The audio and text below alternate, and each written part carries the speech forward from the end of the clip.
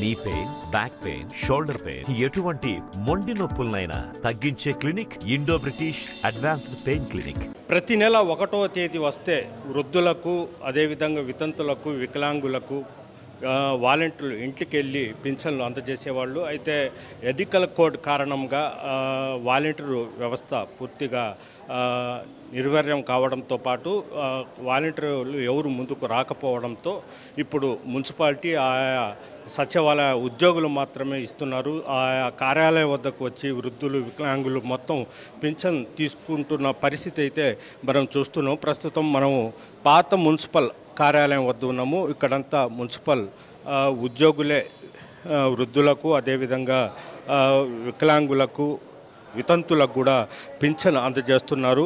నెల్లూరు నగరంలో అన్ని డివిజన్లలో ఇదే పరిస్థితి. అయితే గతంలో వాలంటీర్లు వీళ్ళ ఇంటి వద్దకు వచ్చి పింఛన్లు అందజేసేవాళ్ళు. అయితే ఇప్పుడు ఆ పరిస్థితి కానరావడం లేదు.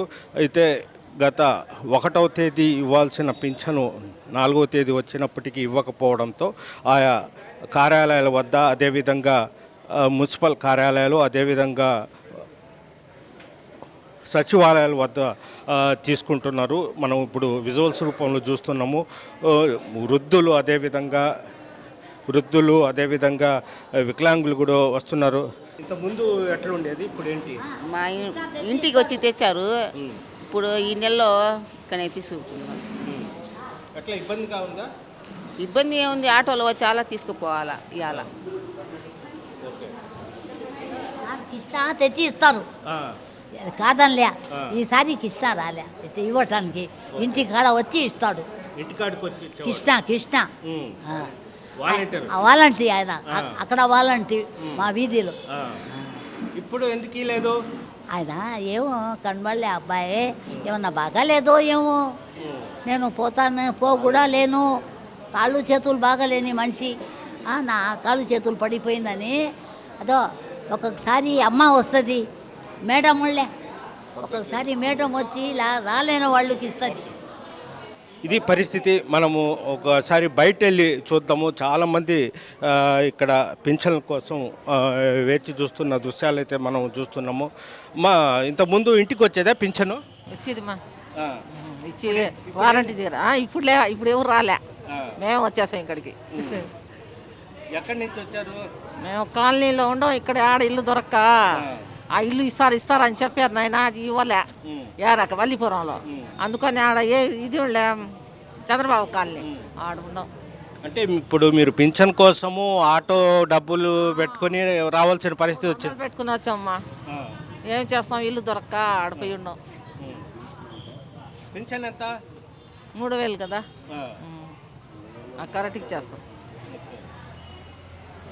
చెప్పండి, పింఛన్ తీసుకున్నారా? ఇంత ముందు ఎక్కడ తీసుకునే వాళ్ళు? ఇంటికి తెచ్చి ఇచ్చేవాళ్ళ? ఇంటికాడే నెలకి ఇచ్చేది. ఇప్పుడు ఎందుకు ఇక్కడికి వచ్చారు? ఏమో ఏడికా పంపించారు. ఏడికి వచ్చి ఇబ్బందిగా ఉందా? ఇబ్బందిగా ఉంది కదా మీకు? ఇబ్బంది ఉంది కదా ఇంత దూరం వచ్చి తీసుకోవడం? తీసుకొని పింఛన్ కూడా తీసుకున్నా. మాకు పింఛనే సార్. ఎక్కడి నుంచి వచ్చారు? చిన్న బజార్ కాటమెట్. ఇంతకుముందు ఇచ్చేవాళ్ళు. ఇప్పుడు ఇక్కడికి వచ్చాము ఈరోజే. ఇప్పుడు అక్కడి నుంచి రావడం అదే అంతే కదా సార్, అంతే కదా. ఎండ చామన్న పోలేక ఇప్పుడు ఇన్నాళ్ళు ఇంట్లో తీసుకుంటుంటే ఇవాళ వచ్చాము.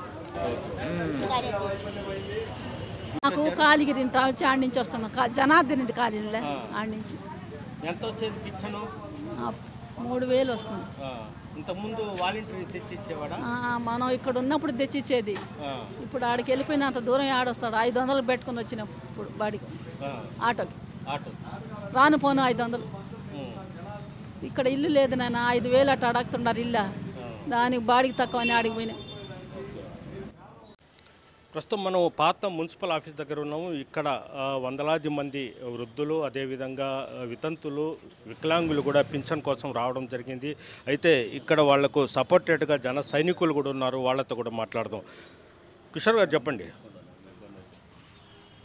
అసలు ఏం జరుగుతుంది, ఎలాంటి ఇబ్బందులు పడుతుంది? అందరికీ నమస్తే అండి. పెన్షన్ల నాటకం ఆడాలని చూసిన వైఎస్ఆర్సీపీ ప్రభుత్వం అంతంత మాత్రం కాదు, పూర్తిగా వైఫల్యం అయిందనే చెప్పాలి. నిన్నటి రోజు దాకా పెన్షన్ల విషయం ఫండ్స్ రిలీజ్ చేయలేదు కాబట్టే జాప్యం జరిగింది. కొన్ని ప్రాంతాల్లో మధ్యాహ్నం 2 గంటల పైన కూడా విడుదల చేసిన పరిస్థితి ఉంది. ఒక్కరోజు అవకాశం ఇస్తేనే ప్రజలకి ఇక్కడ వైద్యాధికారులు అయితే ఏమి, వెల్ఫేర్ అధికారులు అయితే ఏమి, మహిళా పోలీసులు అయితే ఏమి, విఆర్ఓలు అయితే ఏమి, దాదాపుగా నిన్న ఒక్కరోజే 50 పైచీలకు రాష్ట్ర వ్యాప్తంగా పెన్షన్ల పంపకాలు జరిగిపోయినాయి. ఈరోజు 2-3 సచివాలయాల్లో చూస్తే 73% పైన కూడా పెన్షన్లు వచ్చేస్తున్నాయి. నిధులు రావడమే తడువుగా అందరికీ పంచుతున్నారు. ఈరోజు రాత్రికి దాదాపుగా 90% పైన పెన్షన్లు ప్రజలకు అందే పరిస్థితి ఉంది. మిగిలిన ఏమైనా ఉంటే బెడ్డెడ్ ఎలా ఉంటే మేమందరం కూడా స్వచ్ఛందంగా వెళ్ళి ఇళ్ళకెళ్ళి సేవ చేస్తాము ప్రజలకి అని చెప్పి అధికారులు తెలియజేసే పరిస్థితి ఉంది. ఈ వైఎస్ఆర్సీపీ ప్రభుత్వం నాటకాల ప్రభుత్వం. నిన్నటి రోజున చూస్తే మండు టెండలో పెద్ద వయసు గల్లోనే మంచాల మీద తీసుకొచ్చి యుద్ధ ప్రాతిపదికన అదేదో అక్కడ ఇంకా ఈరోజు కాకపోతే మరేదోరు లేనంటూ కొన్ని నాటకాలు ఆడింది. ఇట్లన్నింటినీ కూడా ఈ ప్రభుత్వాన్ని నమ్మే పరిస్థితి ప్రజలు లేరు. అంటే ఎలక్షన్ దృష్టిలో పెట్టుకొని వాలంటీర్ వ్యవస్థను పూర్తిగా ఇచ్చేయండి, వాలంటీర్ వ్యవస్థ జగన్మోహన్ రెడ్డికి సపోర్ట్ ఉందని, దానివల్లే ఈ పింఛన్లు కూడా ఇవ్వలేని పరిస్థితిని కారణము తెలుగుదేశం పార్టీ అనేది కూడా వాళ్ళ వాదన. అదండి ఈ విషయం క్లియర్గా చెప్తున్నాను. నేను క్లియర్గా చెప్తున్నాను. వాలంటీర్స్ ఎవరైతే ఉన్నారో జగన్మోహన్ రెడ్డి ఫోటోలు పెట్టుకొని జగన్మోహన్ రెడ్డికి ఓటేయండి అని చెప్పి ఈ సంవత్సర కాలంగా వాళ్ళ క్యాన్వాస్ చేసిన విషయం ప్రజలందరికీ తెలిసిన విషయమే. ఈ క్యాన్వాసింగ్ ఏదైతే ఉండాలో దాన్ని రద్దు చేయమన్నారు. అదేవిధంగా పవన్ కళ్యాణ్ గారు కూడా మొదటి నుంచి ఈ వాలంటరీ వ్యవస్థ చేస్తున్న తప్పులకు ఎవరు జవాబుదారీ అని అడుగుతున్నారు. దాన్ని వైఎస్ఆర్సీపీ ప్రభుత్వం వక్రీకరించే ప్రయత్నం చేసింది. వాలంటీర్ల ద్వారా కాకుండా స్వచ్ఛందంగా తీసుకునే ఏర్పాటు చేసింది. గతంలో ఎలక్షన్లో చూసినట్లయితే మన టీచర్స్ ఏ విధంగా అయితే ప్రభుత్వ ఉద్యోగులు అయితే ఎట్లా ఉపయోగించారో అదేవిధంగా బ్రాందీ షాపుల దగ్గర ఉపాధ్యాయుల చేత మీరు మందు ఇప్పించారు. 2 రోజులు కానీ సేవ చేస్తే పూర్తిగా 100% పెన్షన్లు పంపిణీ చేసే పరిస్థితి ఉంది. 1 నెలకి 2 నెలలకి డ్రామాలు ఆడుతున్నారు. కావాలని పేదలని పెద్దోళ్ళని ఇబ్బంది పెట్టడం పరిస్థితి తప్పిస్తే మరొకటేం లేదు. రాబోయే ప్రభుత్వంలో వీళ్ళేదో ఇంట్లో వాళ్ళ సొంత డబ్బులు ఇచ్చినట్టు ఈ సంక్షేమ పథకాలు రావు అనే విధంగా వైఎస్ఆర్సీపీ ప్రభుత్వం బూటకు కల్పన చేపడుతుంది. ఇదంతా వాస్తవం కాదు. ప్రజలందరూ కూడా గమనించాలి. మీకు వచ్చే సంక్షేమ పథకాలు అయితే ఎక్కడ ఆగే పరిస్థితి లేదు. మరింత అభివృద్ధితో ఈ ప్రజాప్రభుత్వం ముందుకు వస్తుందని కూడా తెలియజేస్తున్నాను. కిషోర్ గారు, ఒకటి అంటే ఈ తప్పిదము తెలుగుదేశం పార్టీది అంటారా, లేదంటే వైఎస్ఆర్సీపీ నిధులు విడుదల చేయక లేట్ అయిందంటారా, లేదంటే తెలుగుదేశం పార్టీ కావాలని వాలంటీర్ని తీసేసి ఇబ్బంది పెట్టిందంటారా? ఖచ్చితంగా వైఎస్ఆర్సీపీ ప్రభుత్వమేనండి. 1వ తేదీ పంపిణీ చేయాల్సిన పెన్షన్ నిధులు నిన్న సాయంత్రం 2 గంటల దాకా కూడా మధ్యాహ్నం 2 గంటల దాకా కూడా విడుదల చేయని పరిస్థితి వచ్చిందే తడువుగా దాదాపుగా 53% మీరు పెన్షన్ల పంపకం అయితే జరిగిపోయింది. వైఎస్ఆర్సీపీ కావాలని చేసే ప్రయత్నము, నిధులు పంపించకుండా సాంకేతిక లోపాలకు గురి చేస్తూ కొద్దిగా లేట్ చేస్తే ప్రజల్లో అపోహ కల్పించాలనే ప్రయత్నమే కానీ ఇది ఎవరు తప్పిదం కాదు. వాలంటరీ వ్యవస్థని ఎప్పుడు కూడా మనం తప్పుపట్టలేదు. దానికి జవాబుదారు ఎవరు అనేదే మేము ఈరోజు దాకా అడుగుతున్నాం. ఈరోజు వాలంటీర్లు చూస్తే స్వచ్ఛందంగా వైఎస్ఆర్సీపీలో చేరుతున్నారన్నారు. దాదాపుగా 50% వైఎస్ఆర్సీపీ కార్యకర్తలుగా వ్యవహరిస్తున్నారు. ప్రజాధనంతో వైఎస్ఆర్సీపీ నాయకులకు ఎందుకు ఉపయోగపడాలనేదే మా సిద్ధాంతం. కానీ ప్రజలకు సంక్షేమ విషయంలో లోటు జరగదని తెలియజేస్తున్నాను. ఇది పరిస్థితి. సంక్షేమ విషయంలో తెలుగుదేశం పార్టీ కానీ ఇటు జనసేన కానీ ఎప్పుడు ఇబ్బంది పెట్టదు.